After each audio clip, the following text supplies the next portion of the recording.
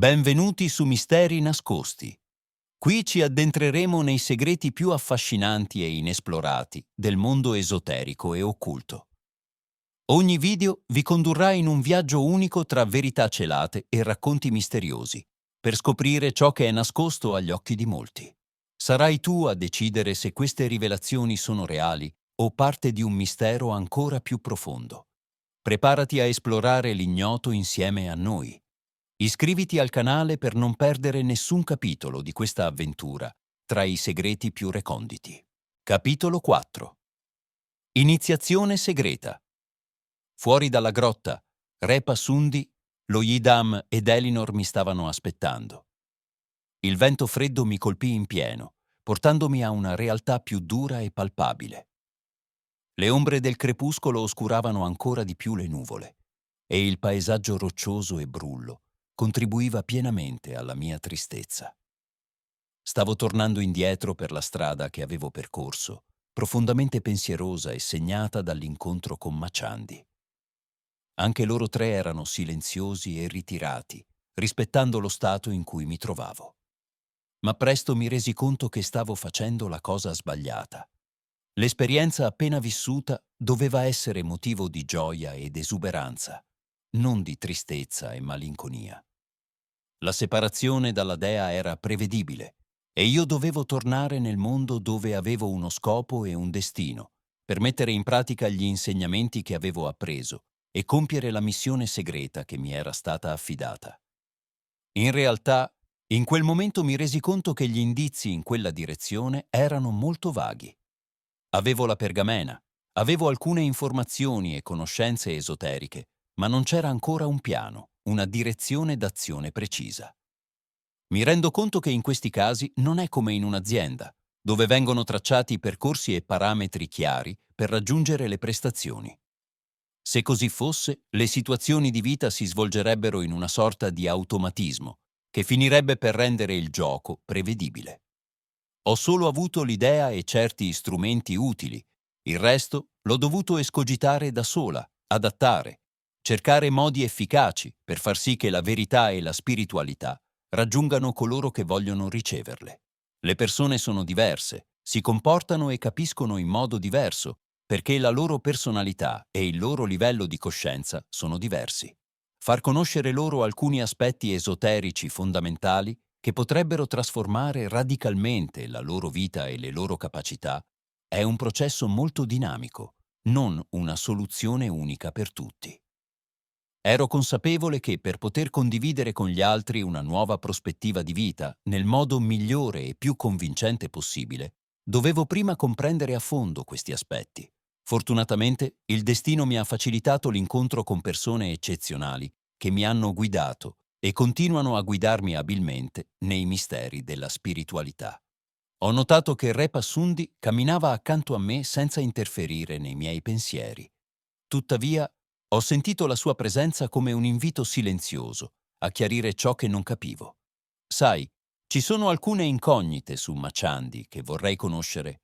La sua presenza mi ha sopraffatto e devo dirti che tutto il mio essere è pieno dell'immagine e del ricordo di lei. Confidai a Re Passundi. Il lama sorrise discretamente, ma non disse una parola, continuando a camminare accanto a me. Cercavo di trovare le parole migliori per esprimere quello che provavo. All'inizio lo shock mi ha disorientato, ma poi mi sono un po' ritirata. Sentivo che lei mi stava aiutando a rendermene conto. Ma mi chiedevo se l'effetto della sua apparizione fosse dovuto solo alla sua forma divina. Aggiunsi ancora a me stessa. La voce di Re Passundi mi svegliò da un sonno profondo. Naturalmente è quello che vi ha colpito di più in assoluto, ma le sensazioni energetiche che avete provato sono dovute alla formidabile influenza aurica che manifesta. Ne sentirete gli effetti ancora per molto tempo. Ma chi è lei? Quando era accanto a me, riuscivo a cogliere fedelmente tutto ciò che diceva e ad ammirare il suo inimmaginabile splendore. Ma se volevo farle una domanda specifica, non riuscivo quasi a raccogliere i miei pensieri e a concentrarmi su di essi. Il lama chiarì immediatamente il mio dilemma. In quei momenti eravate troppo sopraffatti per poter realizzare un pensiero coerente. Il divario con il livello di coscienza della dea è ancora molto ampio e, sebbene vi abbia aiutato a superare alcuni ostacoli, l'impatto sulla vostra mente e sulle vostre percezioni sembra essere stato sconvolgente. Certo, Machandi avrebbe potuto provocare temporaneamente un salto spettacolare nella vostra coscienza, avvicinandovi molto di più al suo stesso livello, ma poi c'era il pericolo di cortocircuiti nella vostra mente. In questo caso si sarebbero potuti verificare effetti collaterali spiacevoli e persino problemi fisici, perché la vostra struttura organica non è ancora del tutto pronta a sostenere una manifestazione energetica molto forte. Ecco perché Machandi vi ha portato solo al limite superiore che potete sopportare al momento. È una dea? Ho chiesto. Chi è? Ancora oggi, dopo aver vissuto un'esperienza indimenticabile, stento a crederci. È normale. Il pregiudizio mentale è ancora molto forte, ma tra un po' vedrete le cose in modo diverso. Sì, è una dea molto potente, ma anche lei ha percorso la strada dell'evoluzione. Ha subito una grande trasformazione qualche centinaio di anni fa. Prima era un'entità celeste femminile, una Dakini, che accompagnava uno degli importanti discepoli del saggio Padmasambhava in Tibet. Non conosco ancora la storia del Tibet, ma mi sento molto attratto dai racconti dei grandi maestri di qui. Ho detto con grande passione. Machandi mi parlò del grande Guru Rinpoche, i cui insegnamenti si trovano in questo testo che ho con me. Repa Sundi sorrise comprensiva. È la stessa cosa di Padmasambhava. Questo nome è più conosciuto in Occidente, ma nei testi tradizionali tibetani ce ne sono molti altri con cui è stato onorato nel corso dei secoli. Era un essere spiritualmente compiuto che riformò radicalmente la religione del Tibet. Questo avvenne più di 1200 anni fa. La pergamena fu nascosta nella grotta di uno dei suoi principali discepoli, che si chiamava Tsogyelma o Yeshe Tsogyel. Interruppi bruscamente Repa Sundi per chiedergli se fosse lei ad accompagnare Machandi, il che spiegherebbe la sua presenza nella grotta e il collegamento con la pergamena che vi era nascosta. No, la dea era intorno a un'altra discepola molto importante del grande saggio, che si chiamava Tashi Kidren. Pur essendo una principessa, dedicò tutta la sua vita alla spiritualità. In realtà Tashi Kidren era l'incarnazione di una Dakini e Machandi la accompagnava ovunque. Ma l'attività della dea che avete incontrato è molto più antica, in tempi di cui gli storici non hanno ancora un'idea chiara. Era la compagna di Rama e della sua bellissima moglie, Sita, dopo che si erano recati nelle foreste di montagna. Sono tempi così antichi che la gente considera questi racconti come leggende. Da allora sono passati più di 9000 anni ed è naturale che ci siano stati grossi errori di interpretazione della realtà di quei tempi, che si sono tramandati attraverso i millenni e le civiltà fino ai nostri giorni. La cosiddetta leggenda di Rama e Sita, che gli occidentali conoscono grazie all'epopea indù del Ramayana, è in realtà quanto di più reale esista. Posso persino dire che alcuni degli eventi e dei fatti che abbiamo vissuto sono direttamente collegati a quei tempi. Machandi, che allora viveva nella sua proiezione fisica sul piano terrestre come giovanissima Dakini e devota a quella straordinaria coppia divina, potrebbe fornirvi alcuni dettagli molto importanti. Questo dipende esclusivamente da voi, perché si tratta di progredire spiritualmente abbastanza da avvicinarsi alla Dea. E quando raggiungerete questo livello, non ci sarà bisogno che lei vi racconti nulla, perché sarete in grado di vedere e persino vivere quei momenti da soli nel modo più reale possibile. Il pensiero che in questo modo avrei potuto stare sempre al fianco di Machandi mi ha messo le ali. Il problema principale è che nel corso del tempo si è creata l'impressione che Rama e Sita abbiano viaggiato verso ovest dall'attuale India, mentre in realtà Rama regnava nell'attuale territorio del vostro paese, ha proseguito il Lama. Un'informazione molto più precisa che vi do è che la sua residenza reale si trovava nella zona della contea di Salaj e il suo ritiro per diversi anni, insieme a Sita, nelle foreste di montagna era esattamente nella valle dei Monti Apuseni, attraverso la quale siamo passati ieri. Non ci sono grandi differenze rispetto al paesaggio di allora, se non che la vegetazione era molto più alta. Erano tempi in cui alcune divinità dei piani celesti si materializzavano nel piano fisico e vivevano per molti anni tra gli uomini. Vedendo il mio sconfinato stupore impresso sul mio volto, Re Pasundi continuò a raccontarmi altri fatti straordinari di quei tempi lontani.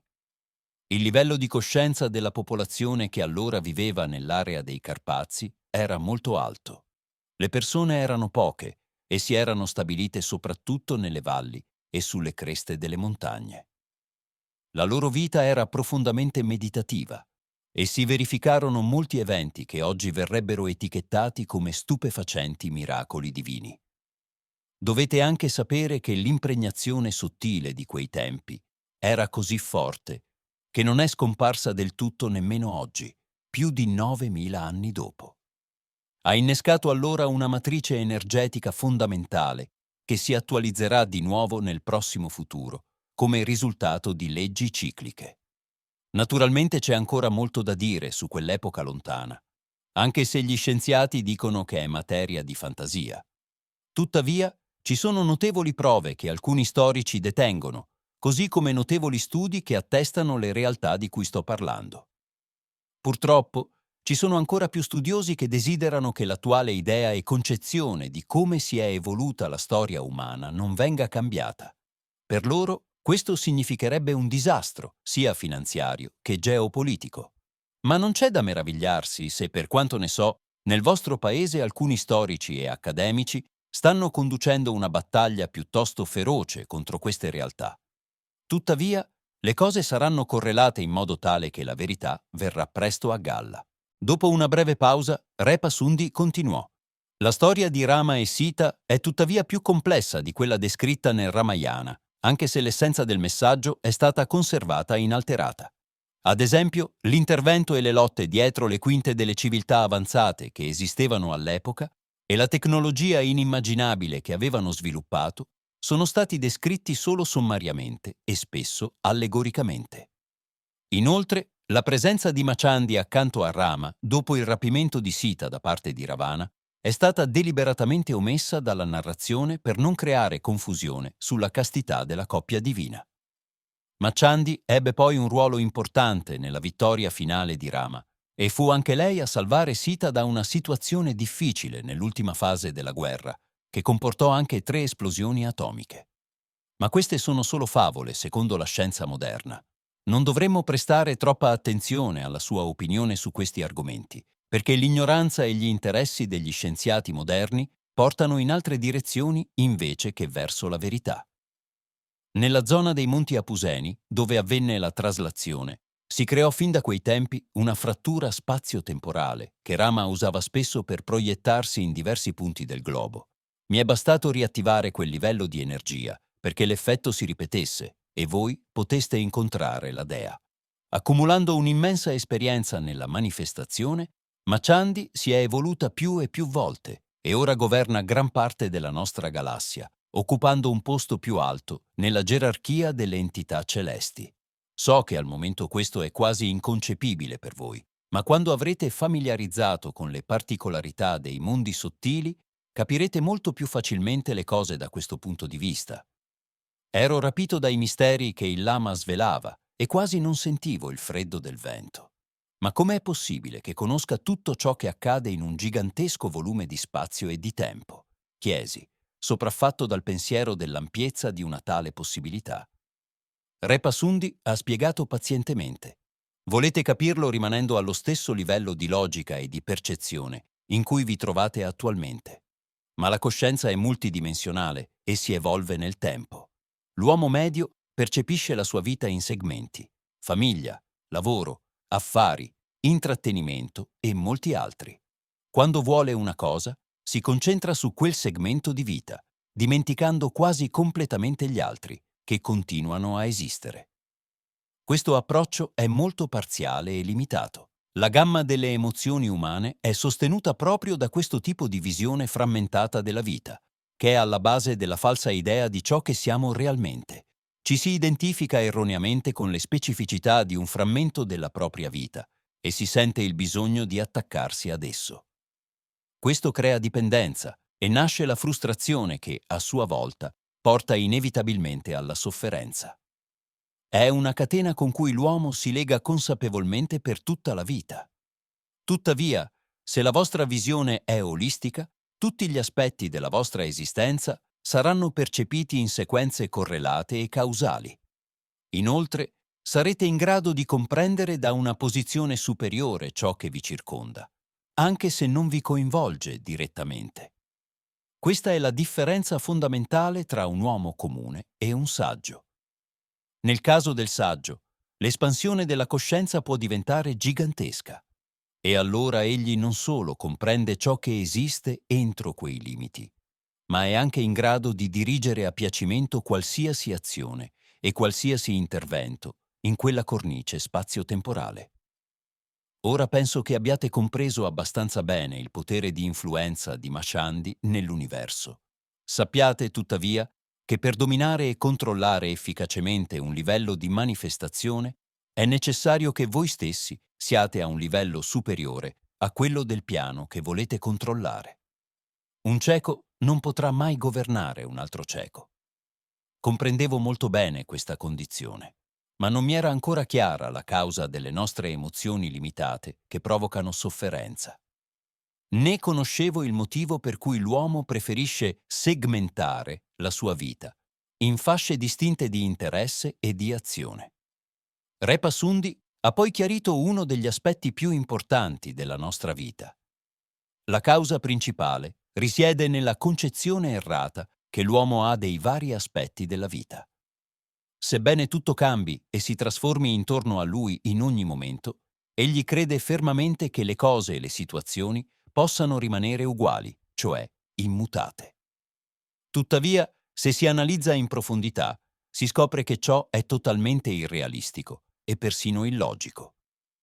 Nulla di ciò che vi circonda e nulla di ciò che esiste nella creazione rimane uguale, ma cambia sempre in una continua tendenza evolutiva.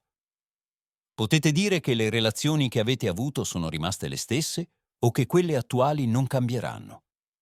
Pensate che la ricchezza e i beni materiali che alcune persone accumulano avidamente siano stabili ed eterni? Al contrario, in un solo istante possono perdere ciò che hanno accumulato per tutta la vita. Nemmeno lo stato d'animo è stabile. Quando viene criticato, un uomo si arrabbia. Quando subisce una perdita, si infuria. Quando non ha ciò che desidera, diventa geloso o invidioso. Tutti questi atteggiamenti non sono altro che emozioni negative che lo costringono a compiere determinate azioni. Sono impressi nel suo karma personale e gli causeranno grandi problemi nelle prossime vite.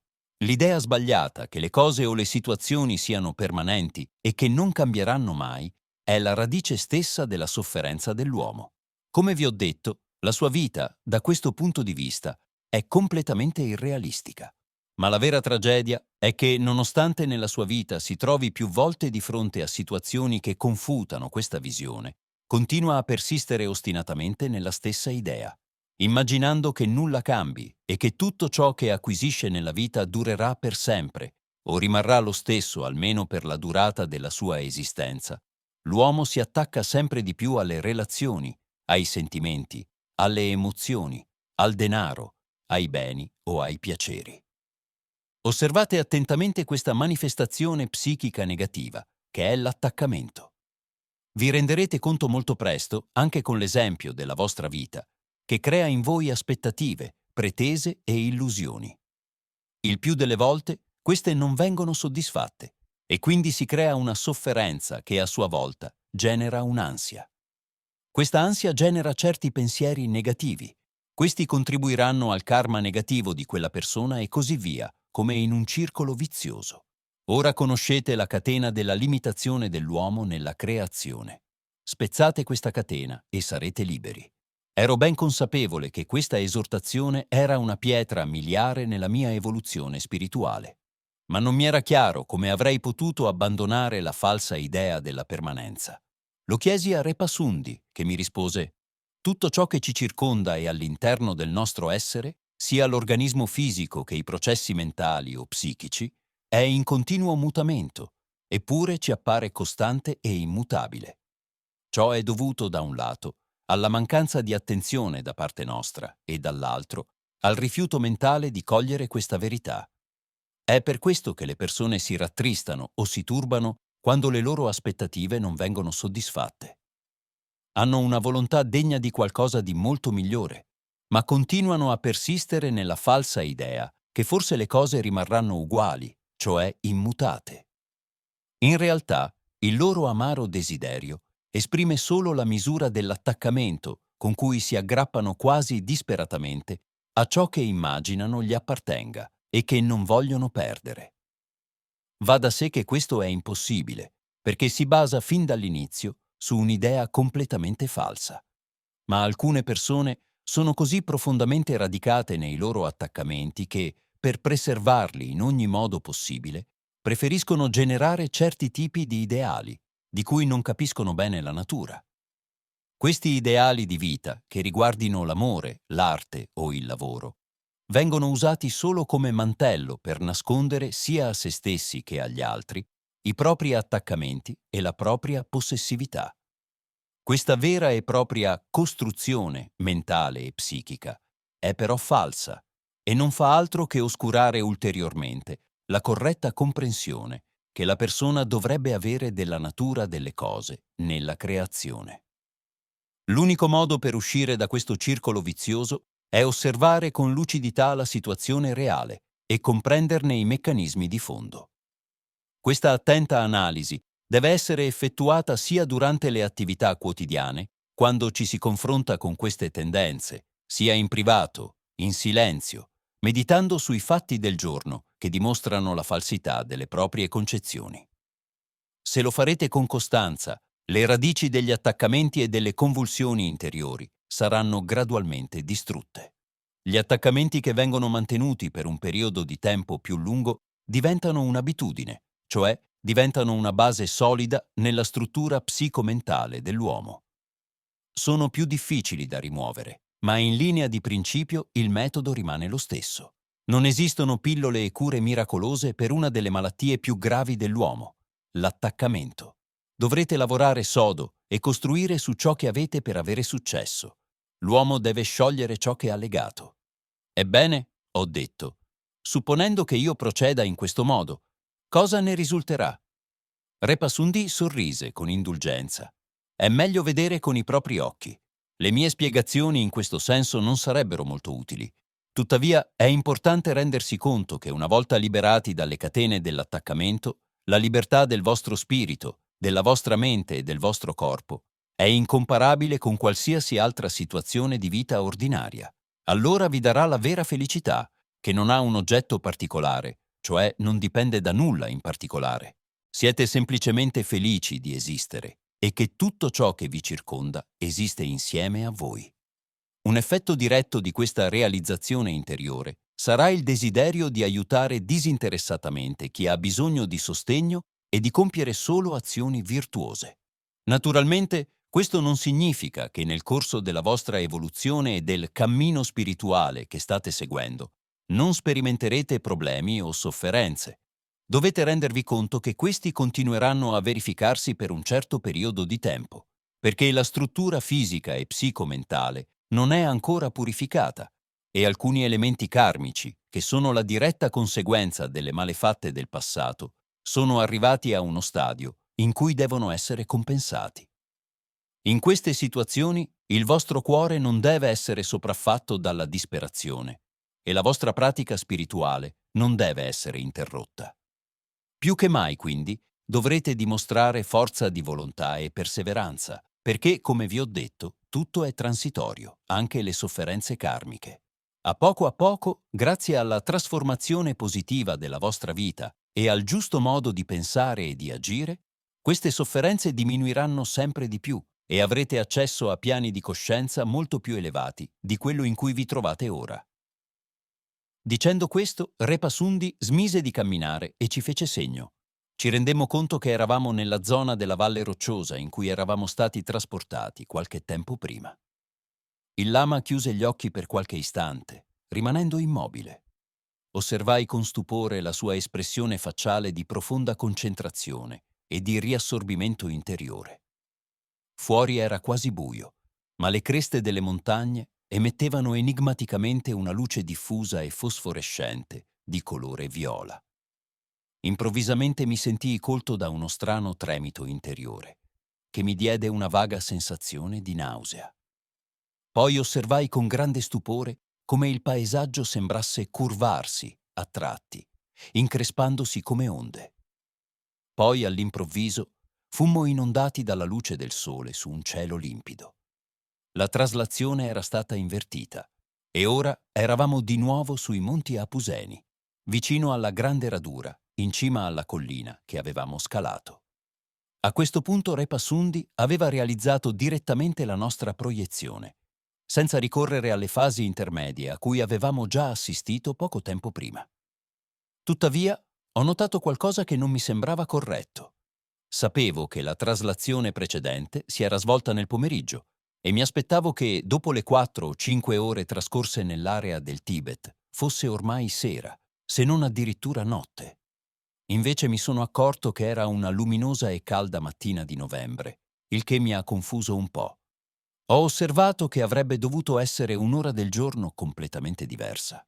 Sarebbe stato normale se il tempo fosse trascorso secondo la vostra impressione soggettiva, rispose il lama. Ma l'incontro con Machandi ha comportato lievi spostamenti nel continuum spazio-temporale, cosicché quelle che a voi sembravano poche ore sono durate molto di più. 17 ore e mezza, disse Elinor, guardando l'orologio e calcolando la differenza di tempo. Quindi siamo 12-13 ore indietro rispetto all'orario previsto. Non so perché, ma ero entusiasta di sperimentare questi fenomeni insoliti che comportano la distorsione dello spazio e del tempo. Tuttavia, chiesi a Re Passundi se causassero effetti collaterali sul corpo fisico. Mi spiegò che non c'era alcun pericolo a questo proposito e che le idee e le ipotesi degli scienziati sono sbagliate, soprattutto per mancanza di esperienza diretta. Gli unici effetti che possono verificarsi sono di tipo psicologico, in quanto la persona può essere disturbata dalla completa alterazione della realtà a cui era abituata e delle leggi fisiche con cui aveva familiarità. Ma anche questa impressione viene presto dissipata da un meccanismo di autoadattamento interno molto efficace. Nel caso degli spostamenti temporali, invece, il problema è più complesso. In breve tempo siamo tornati alla macchina e abbiamo fatto uno spuntino frugale.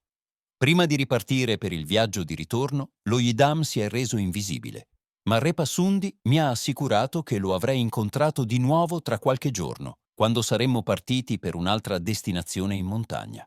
Da quello che ho capito, si trattava di un'impresa più grande. Il lama mi diede ulteriori dettagli, forse ritenendo che questa volta avessi varcato una soglia importante nell'evoluzione della mia comprensione. Il monte Goratri, citato nel testo delle profezie del grande saggio Padmashambhava, è in realtà il monte Godeanu, il cui nome attuale è una naturale trasformazione del nome originale nel corso dei millenni precedenti. Questa montagna è di grande importanza per il bilancio energetico regionale e nasconde anche alcuni segreti che sconvolgeranno il mondo. Machandi ha scelto quel luogo per uno scopo. Non ero più sorpreso dal fatto che il lama sapesse molto bene ciò che avevo discusso con la dea, ma reagii con eccitazione alla notizia che avrei rivisto Machandi di lì a poco, sulle montagne di cui mi aveva parlato.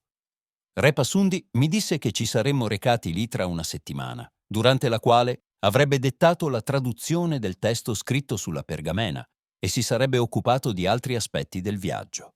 Mi disse che aveva bisogno di qualche giorno per capire il testo e le parole sulla pergamena, che risentivano del passare del tempo. È un antico dialetto tibetano che non si parla più da secoli. Sarà necessario consultare alcune fonti di informazione segrete, mi spiegò. Arrivammo sani e salvi a Bucarest quel pomeriggio e ci demmo appuntamento tra 4 giorni nella villa di Elinor. Trascorsi questo tempo analizzando, come al solito, le esperienze vissute e cercando di mettere in pratica gli insegnamenti ricevuti da Re Passundi e dalla dea. In pochi giorni avevo visto, appreso e sperimentato ciò che normalmente si sviluppa in anni o addirittura in vite successive. Mi sono quindi convinta personalmente della validità del proverbio, secondo cui l'anno non porta ciò che porta il momento. Questa è stata per me un'ulteriore indicazione del fatto che presto si verificheranno trasformazioni a tutti i livelli e in tutto il mondo. A parte il fatto che questo è generalmente noto, viene anche banalizzato, il che sminuisce la forza del messaggio e tende a diminuire la responsabilità delle persone in questo senso. Ma le cose vanno viste con obiettività. Nessuno può negare i gravi problemi che affliggono l'umanità di oggi, ma solo pochi ne comprendono le cause nascoste e il meccanismo di diffusione. Per questo motivo spesso le persone cercano di trattare la situazione in modo superficiale, dimenticando che, in realtà, i loro problemi sono i problemi stessi dell'umanità, che si riflettono su di essa. A ciò si aggiunge la lotta furiosa di alcune organizzazioni occulte per manipolare e controllare le idee e le tendenze delle persone, il che complica ulteriormente le cose. Volevo assumere un ruolo responsabile e positivo in questa lotta, nella quale il bene e la verità trionfano sempre, e fui molto felice che ci fossero esseri in grado di guidarmi con competenza nella giusta direzione. Pertanto, quando incontrai Repa Sundi per lavorare alla traduzione del testo tibetano, ero molto determinata e decisa a seguire il cammino della realizzazione spirituale. È molto positivo che agiate in questo modo. Dovete però rendervi conto che, prima di questo, dovete prima stabilire una solida conoscenza di alcune leggi e principi fondamentali della creazione, senza i quali non ci può essere un vero progresso, né una vera trasformazione del vostro essere. Nel mondo ci sono molti conoscitori di aspetti spirituali, di testi sacri e di nozioni esoteriche, ma la loro conoscenza è relativamente arida, perché non è accompagnata da una profonda realizzazione interiore di ciò che sanno. Ero d'accordo con Repa Sundi, perché anch'io sapevo che il potere delle parole e la rettitudine delle azioni derivano solo dalla realizzazione pratica delle verità spirituali. Ogni passo in avanti nel progresso spirituale è, infatti, un nuovo, più alto stadio di comprensione dell'universo e la capacità di agire efficacemente a quel livello. Il vero apprendimento spirituale si acquisisce con la pratica, ha spiegato poi il Lama. Il processo di apprendimento è interattivo e l'uomo si perfeziona nel momento stesso in cui applica molto correttamente le conoscenze acquisite fino a quel momento. Repa Sundi mi ha poi illustrato alcuni modi per controllare i miei afflussi mentali ed emotivi e mi ha dato anche alcuni consigli sui principi sani di vita e di comportamento. Ha anche sottolineato l'importanza di applicare queste conoscenze nel nostro lavoro quotidiano, perché solo così possono davvero contribuire alla nostra evoluzione come esseri umani. Non bisogna analizzare solo intellettualmente i libri e i testi spirituali, mi consigliava. È molto meglio meditare un po' ogni giorno sulle verità che vi sono esposte e poi osservare il riflesso di queste verità nella vita che si vive. Alcune persone si perdono nelle analisi e nelle argomentazioni sofisticate e sterili, che servono solo ad accrescere il loro ego di cosiddetti conoscitori del campo esoterico. In realtà vanno di fretta e, in un certo senso, bevono acqua fredda pensando di essere validi e persino saggi. Diventano arroganti e immaginano di essere gli unici competenti detentori di segreti e conoscenze occulte, sfidando più o meno legittimamente qualsiasi altra opinione in merito. Spesso hanno anche idee sbagliate o lacune su aspetti importanti della spiritualità, sia a causa della loro incomprensione, sia a causa delle fonti di informazione che hanno consultato, spesso incomplete o non autentiche. Spesso hanno anche idee sbagliate o lacune su aspetti importanti della spiritualità, sia a causa della loro incomprensione, sia a causa delle fonti di informazione che hanno consultato, spesso incomplete o non autentiche. Non fatevi prendere dalla trappola di queste discussioni apparentemente erudite, perché non vi saranno di alcuna utilità. Spesso coloro che si dichiarano sapienti o dotti hanno più problemi e difetti caratteriali delle persone semplici ma oneste e di buon cuore. Ecco perché, ripeto, è molto importante che applichiate correttamente gli insegnamenti spirituali nella vostra vita quotidiana. perché in questo modo progredirete e cancellerete gradualmente il vostro karma negativo. Nei 3 giorni che mancavano alla mia partenza, ho realizzato la traduzione in inglese del testo tibetano che Repa Sundi aveva decifrato. Il compito non era facile, perché alcuni termini tecnici non avevano un equivalente in inglese. Erano già approssimati in inglese, ma il Lama insisteva particolarmente sul fatto che la sfumatura spirituale di queste espressioni dovesse essere colta al meglio nella traduzione. Con pazienza mi ha svelato alcuni dei significati più profondi attraverso esempi comparativi o molti altri dettagli, in modo che potessi capire esattamente quale fosse l'idea espressa nel testo e renderla correttamente. Alla fine sono stato soddisfatto del risultato e del fatto di aver portato a termine una prima tappa importante della mia missione.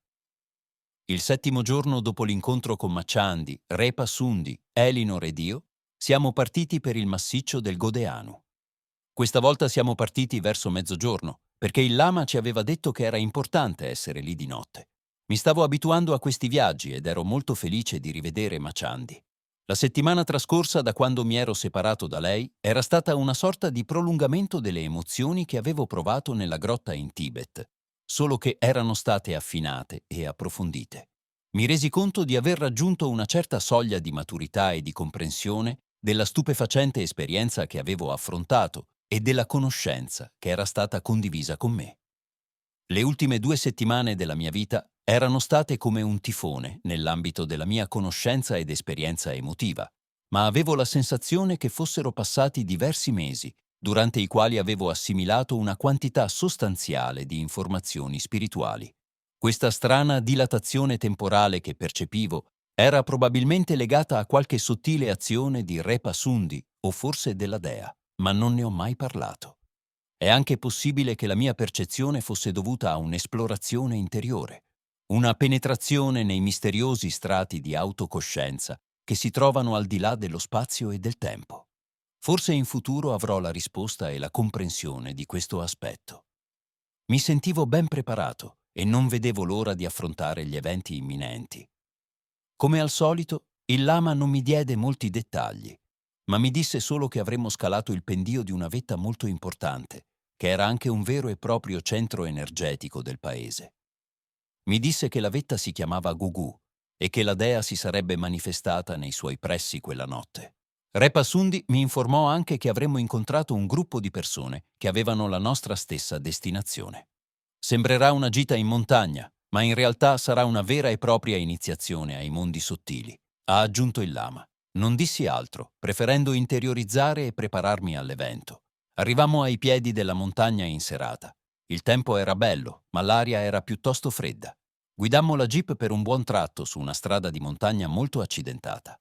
A un incrocio, Elinor parcheggiò l'auto a fianco e iniziammo a salire il pendio in direzione perpendicolare a quella da cui eravamo arrivati.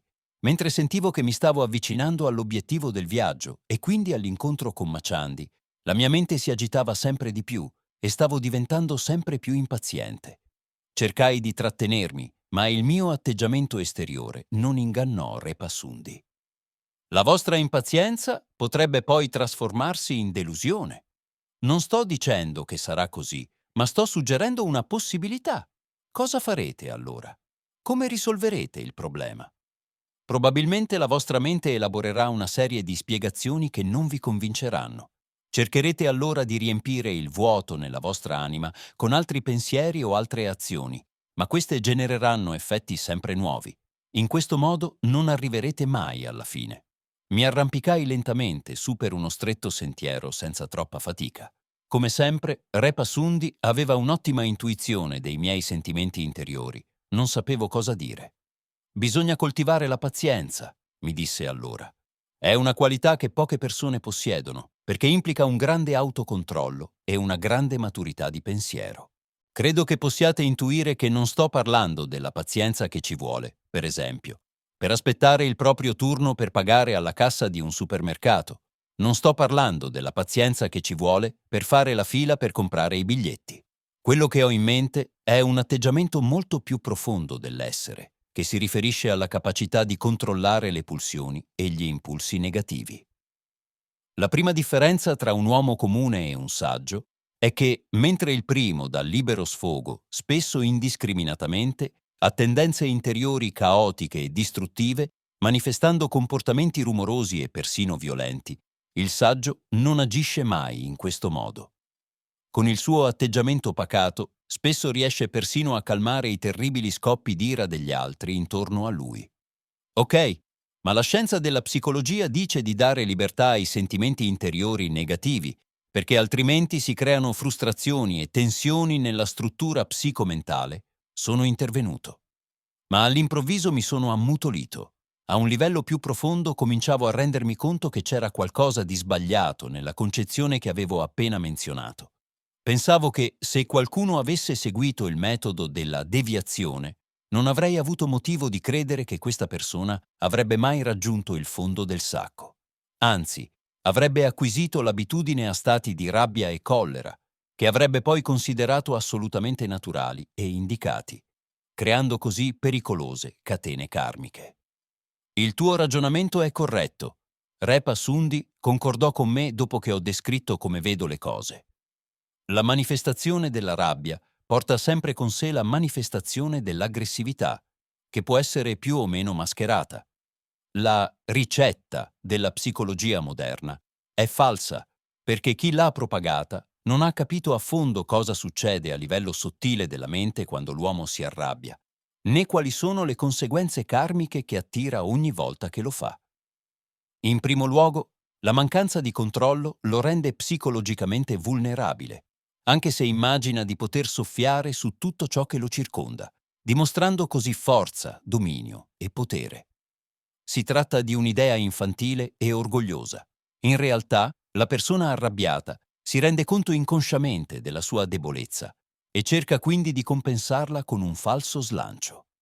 Sapete bene che queste persone sembrano dimenticare se stesse e tutto ciò che le circonda nei momenti di rabbia che vivono, essendo totalmente assorbite dallo stato distruttivo che si è impadronito di loro.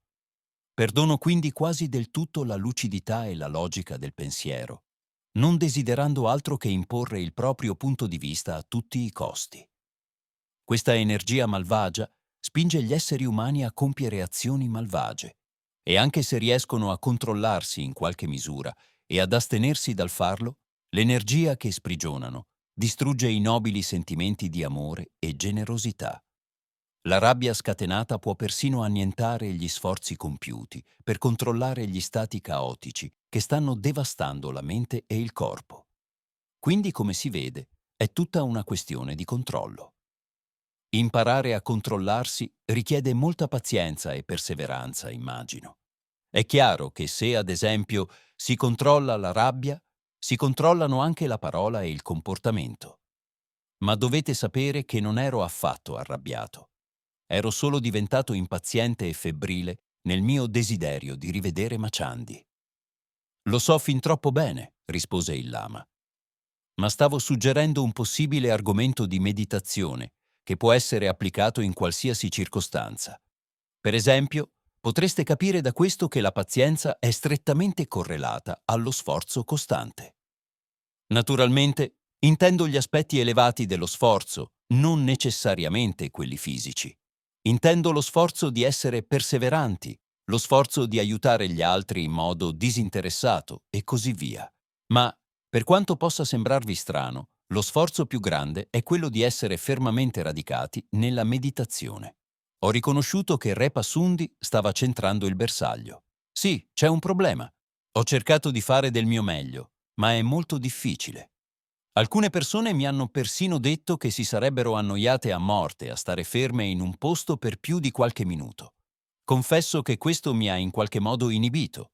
Chi pensa come queste persone ha una mente debole e molto agitata. Non prestate loro molta attenzione, perché conoscono poco questi misteri. Non lasciatevi influenzare, perché in tal caso cederete sempre alla tentazione di seguire il sentiero facile ma discendente degli ignoranti. Se sarete fermi nella vostra determinazione, il progresso non tarderà ad arrivare. Mentre gli altri saranno alle prese con ogni sorta di problemi e sofferenze, voi diventerete gradualmente quasi impalpabili per loro, perché con le vostre azioni positive avete già ordinato la vostra vita e bilanciato il vostro destino. Come si definisce un'azione positiva? Intendo dire, a parte le virtù unanimemente conosciute. Chiedo di sapere se, per esempio, la meditazione quotidiana è un'azione positiva. E se sì, mi spieghi perché. Ero molto attento a ciò che il Lama mi diceva. Molti considerano la meditazione una perdita di tempo. Anzi, nella loro sconfinata stupidità, alcuni la associano all'alienazione mentale o al lavaggio del cervello. In realtà, la meditazione, come la preghiera, è un ponte assolutamente necessario per staccarsi dal trambusto del mondo circostante e ritrovarsi in uno stato infinitamente espanso, di cui l'universo in cui ci troviamo è solo una piccolissima parte. Ecco perché la meditazione, se fatta correttamente, diventa praticamente la più positiva ed efficace di tutte le azioni, perché smussa le asperità dell'esistenza e dà una comprensione più profonda delle complessità della vita. Chi non se ne rende conto e non si interroga in questo modo vive in modo caotico e in balia del destino. In fondo, la meditazione permette di controllare il proprio destino. L'abitudine alla meditazione quotidiana è l'unica che si consiglia alla mente di formare. Tutte le altre abitudini devono essere scartate perché creano attaccamenti. Si stava facendo buio e ci arrampicavamo a passo misurato tra i massi e le piccole rocce cadute dal fianco della montagna. Prestando molta attenzione alle spiegazioni di Re Passundi, camminavo con lo sguardo rivolto verso il basso. Ma quando alzai lo sguardo, fui piacevolmente sorpreso di vedere lo Yidam, che probabilmente si era unito a noi prima. Era qualche metro davanti a noi e ci stava guidando nella giusta direzione. Lo vedevo. Un'enorme statura perfettamente stagliata nel cielo al chiaro di luna, che si arrampicava instancabilmente verso il picco roccioso della montagna. Ma guardando un po' più in alto sulla collina, oltre la spalla dello Yidam, ho avuto l'impressione di notare diverse persone riunite, sedute a terra. All'inizio pensai di essermi sbagliato, ma dopo qualche metro, camminando più velocemente per verificarlo, mi convinsi che si trattava davvero di un gruppo di persone che aspettavano tranquillamente. Ho avvertito Re Passundi di questo, ma lui mi ha risposto che era al corrente della presenza di queste persone, aggiungendo che ci avrebbero accompagnato sulla via della vetta. Arrivai accanto a quel gruppo e fui sorpreso di scoprire che erano tutti giovani, sia ragazzi che ragazze, a mio giudizio di età compresa tra i 20 e i 25 anni. Stando vicino a loro, ho potuto constatare che erano tutti belli, ben costruiti e armoniosi. Mi resi subito conto che erano esseri notevoli e molto più maturi dell'età che sembravano. Quando ci avvicinammo, si alzarono in piedi e ci guardarono con aria interrogativa. Capii allora che sapevano del nostro arrivo, anche se non ci conoscevano. Ognuno di loro ha, in qualche modo, sottili connessioni karmiche con questi luoghi e ha acquisito meriti speciali nelle esistenze precedenti, mi sussurrò Re Passundi, mentre Elinor assicurava loro che eravamo quelli che stavano aspettando, chiedendo loro di seguirci. Le loro menti e le loro psiche sono preparate per gli eventi che verranno e loro stessi avranno un ruolo importante nelle sorprendenti trasformazioni di questa nazione.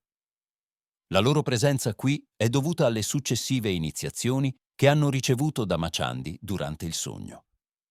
È stata lei a indicare loro quando e dove venire, ma per convincerli ha dovuto apparire più volte nei loro sogni. Queste azioni sono rare, ma molto importanti. Ho contato 19 persone. Si arrampicavano dietro di noi in piccoli gruppi e senza parlare tra loro se non raramente e a monosillabi. Eppure, qualcosa non era naturale, perché la presenza dello Yidam non aveva suscitato in loro alcuna reazione. Mi venne in mente che lo Yidam rimaneva invisibile a questi giovani, mentre io potevo vederlo, come mi aveva spiegato Re Passundi il giorno stesso in cui lo incontrai a casa di Elinor. Gli ho confidato sottovoce la mia opinione e lui l'ha confermata in pieno. «Non c'è bisogno che facciano questa esperienza ora», disse. «Li avrebbe sconvolti troppo. Per l'iniziazione che verrà, tuttavia, è necessario che mantengano una certa calma interiore e un certo equilibrio. Sono rimasto piacevolmente colpito dallo stato di unità che il gruppo mostrava, anche se i membri non si erano mai incontrati prima. Li ho percepiti come molto responsabili della loro missione, seri e determinati ad avere successo, anche se nessuno di loro sapeva fino a quel momento cosa sarebbe successo. Mentre pensavo a questo, notai tra alcuni alberi che stavo passando una stretta colonna di luce diffusa e bianca, che partiva dal suolo e scompariva nella volta stellata del cielo. Ho acceso una torcia sul posto, che si trovava a non più di 6-7 metri di distanza, ma non ho trovato nulla di rilevante. Mi sono allontanato dal gruppo e ho percorso velocemente quella distanza per indagare sul fenomeno. C'era qualcosa di molto strano. La colonna di luce, che non credo avesse più di 5 centimetri di diametro, è apparsa improvvisamente dal terreno e si è innalzata nel cielo. Se la cosa non poteva passare inosservata, sforzando gli occhi vidi molte altre colonne di luce più in alto sulla montagna alla nostra sinistra. Ho raggiunto Re Pasundi e gli ho parlato di questa strana manifestazione. Mi ha risposto che il picco Gugu nasconde molti misteri, vecchi di migliaia di anni, alcuni dei quali saranno presto scoperti. Il lama mi disse che sotto questa montagna c'è una formidabile fonte di energia, ma non volle aggiungere altro. Istintivamente abbiamo guardato verso la cima della montagna e proprio in quel momento una raffica di vento molto forte e fredda ci ha investito in pieno, facendoci barcollare. Ci siamo fermati un attimo, perplessi, ma Elinor, che conosceva la zona, ci ha spiegato che queste manifestazioni improvvise, dal nulla, sono una caratteristica di questa montagna. Tuttavia il mio cuore era un po' pesante, perché la corrente fredda aveva portato qualcosa in più, qualcosa di minaccioso e sgradevole. Scrutando di nuovo l'oscurità verso la vetta davanti a noi, osservai con stupore come il cielo sopra di noi fosse coperto ad alta velocità da nubi scure e minacciose, che rotolavano in un rombo sordo e lontano. I momenti successivi e i fenomeni ad essi assimilati si sono dispiegati nella mia coscienza percettiva progressivamente, ma ad una velocità molto più lenta di quella reale. Percepivo tutto allora da uno stato di sospensione, senza riuscire a spiegare il modo improvviso in cui appariva. Mentre osservavo con un po' di trepidazione il cielo che si stava rapidamente oscurando e che preannunciava una terribile tempesta, fui scioccato da un fulmine straordinariamente potente che uscì dalle nuvole, colpendo proprio la cima della montagna rocciosa. Il rumore fu sconcertante e ci scosse nel profondo. Da quel momento ho assistito allo svolgersi degli eventi in modo lento e molto preciso. Ogni senso era amplificato al massimo. Le sensazioni che provavo erano molto intense. Vidi la luce abbagliante dell'enorme fulmine diffondersi sul fianco della montagna e anche molto in basso, in una striscia viola e porpora che creava una strana impressione ultraterrena. Nello stesso istante vidi illuminato un po' più in alto, sul fianco della montagna, alla nostra destra, un ovile con gli animali che si muovevano nervosamente nel recinto. Ma ciò che mi ha veramente spaventato, guardando quell'immagine quasi innaturale, sono stati 3 enormi cani da pastore che si sono lanciati con ferocia verso il nostro gruppo con balzi giganteschi. In circostanze normali, alla luce del giorno, forse non sarei rimasto molto colpito, ma allora tendevo a considerare l'immagine come qualcosa di un film dell'orrore. Le bestie erano insolitamente grandi e feroci, e le loro enormi zanne brillavano con un ghigno demoniaco. Ma ciò che mi dava più da pensare era la straordinaria grandezza dei salti che facevano. Una cosa del genere era impossibile persino per una gazzella. Inoltre, l'altezza a cui si alzavano in aria era inconcepibile per i cani da guardia, per quanto addestrati potessero essere. Non mi facevo illusioni sulle intenzioni di queste spaventose apparizioni, ma il movimento molto lento dei loro movimenti, così come li percepivo nella mia coscienza, mi diede un po' di tregua per prestare attenzione agli altri del gruppo, prima di essere colto da un terribile panico. Guardai Re Pasundi, che era rimasto immobile e orientato con il viso verso il picco di pietra. Sembrava completamente estraniato da quel paesaggio, concentrato in una direzione completamente diversa. Elinor si spostò lentamente dal centro, girando la testa verso i cani in avvicinamento. Poi lo Idam fece un passo laterale nella direzione dei cani e tese la mano destra con il palmo aperto verso di loro, in un gesto per fermare l'azione. Guardai come l'aria intorno a lui cominciò a brillare, diffondendo una luce bianca e fosforescente intorno a lui. Enorme e terribile nel suo aspetto, avrebbe terrorizzato chiunque. I cani si fermarono quasi bruscamente, ma continuarono ad abbaiare selvaggiamente a più di 50 metri da noi. Si dibattevano e si dimenavano, ma non riuscivano ad avanzare oltre quel limite. La luce dei lampi si faceva sempre più fioca, proiettando ombre inquietanti in quella valle di montagna. Quando il buio ci avvolse di nuovo, i cani smisero di abbaiare e io non riuscii a vedere nulla. Eppure, sulla montagna, intravidi altri scorci di quello che poteva essere l'ovile. Era calato un silenzio pesante, rotto solo di tanto in tanto dal rombo dei tuoni in lontananza. Mi resi conto che ero tornato alla mia normale percezione degli eventi intorno a me. Mi avvicinai a Re Passundi mentre continuavo a salire sulla montagna e gli raccontai brevemente ciò che avevo vissuto poco prima. Mi rispose che la mia percezione era per lo più a livello sottile. I cani infuocati erano in realtà incarnazioni di entità astrali demoniache che volevano attaccarci e provocare un'intensa paura, soprattutto nel gruppo di giovani, per impedire il normale svolgimento dell'iniziazione che avrebbe avuto luogo quella notte. Nella realtà fisica, però, i 19 giovani non videro e non sentirono nulla, se non il terribile fulmine che colpì il Gugu Peak. Il lama mi rivelò che ero in grado di avere quelle percezioni grazie alla grazia della dea Machandi, che si sarebbe rivelata a noi molto presto. Nel frattempo il nostro gruppo aveva raggiunto una zona in cui la pendenza della strada era diventata molto più ripida e rocciosa. Il cielo era ormai completamente coperto da fitte nuvole, sempre più spesso attraversate da fulmini che illuminavano in parte la chioma. L'atmosfera era diventata molto carica di elettricità e la tensione nell'aria era quasi palpabile. Il cielo sembrava un calderone pronto a bollire. 2 enormi fulmini che colpirono il fianco della montagna segnalarono lo scatenarsi di una tempesta di tipo tetragono. La pioggia cominciò a cadere a forti raffiche, mentre il vento ululava selvaggiamente, trasportando gli schizzi di pioggia in tutte le direzioni. Poi sono stato testimone di un fenomeno straordinario. Tutto il nostro gruppo era avvolto in una sorta di zona luminosa che ci copriva completamente e ci isolava dai terribili fenomeni atmosferici che ci circondavano. I lampi diventavano molto più forti e colpivano il suolo molto vicino a noi. Potevo vedere i rovesci di pioggia che si fermavano ai margini della luce diffusa che ci avvolgeva in un sudario protettivo. Su invito di Re Passundi ci sedemmo tutti a terra. Solo lui e lo Yidam, che aveva gli occhi chiusi ed era molto concentrato, rimasero in piedi. Ebbi allora l'intuizione che la nostra protezione era realizzata dallo Yidam, che ci proteggeva così dall'ira della natura.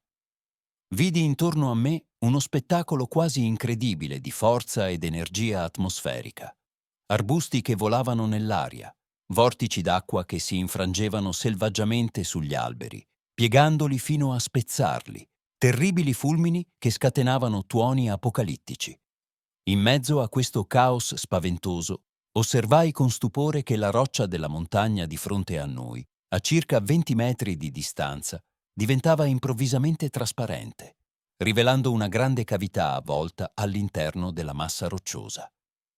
Circondata da un'aura magnifica e molto luminosa, Machandi avanzò fino al bordo della grotta, uscendo dalla parete rocciosa. Il mio cuore si è quasi fermato dall'emozione.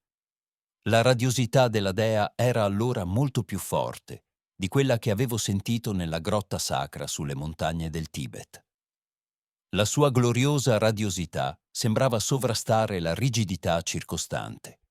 I tuoni erano più deboli, i lampi si affievolivano d'intensità e il vento sembrava rimpicciolirsi, obbedendo alla fenomenale maestosità che Machandi stava mostrando.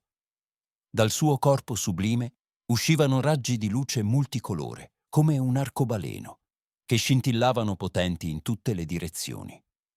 Questa visione divina sconvolse tutti i membri del gruppo che erano stati chiamati. Nessuno di noi fu più in grado di parlare, rimanendo in estasi senza fiato davanti a questa sublime apparizione della Dea. Persino io, che avevo una certa esperienza in questo senso, fui davvero sopraffatto dall'intensità del fenomeno. La bellezza travolgente e la gloria divina della Dea provocarono nel mio cuore una felicità la cui intensità potevo a malapena sopportare. Alcuni dei giovani uomini e donne del gruppo si gettarono a terra con la faccia, singhiozzando lacrime soffocate. Io rimasi immobile, cieco e sordo, a tutto ciò che mi circondava, con gli occhi fissi solo su Maciandi. Volevo solo starle vicino e accompagnarla nel mondo da cui era venuta. Vidi allora che la Dea non si avvicinava calpestando il suolo, ma rimanendo in aria con una grazia maestosa. A causa del dislivello del terreno, si trovava in un aereo sopra le nostre teste e si fermò a circa 10 metri dal gruppo. Se si fosse avvicinata di più, probabilmente ci avrebbe accecato completamente con la brillantezza che emanava. Alzò le mani all'altezza delle spalle, con i palmi rivolti verso l'alto, e allora potei vedere un cerchio luminoso apparire tra le nuvole sopra di noi, che diventava sempre più grande di diametro, fino a occupare quasi un terzo del cielo. Era come un enorme ritaglio nelle nuvole della terribile tempesta, che incombeva minacciosa intorno a noi. La luce bianca, con una leggera sfumatura di rosa proveniente da quella fonte, brillava diffusamente su di essa, creando grandiosi riflessi di un realismo travolgente. Abbiamo poi visto, come in un sogno sublime, un'inondazione di luce simile a quella delle fate che copriva noi e il terreno nelle nostre vicinanze. Su questi raggi, decine di entità astrali, le cui forme diafane incarnavano la purezza e la bellezza consumata, scendevano rapidamente verso il nostro gruppo.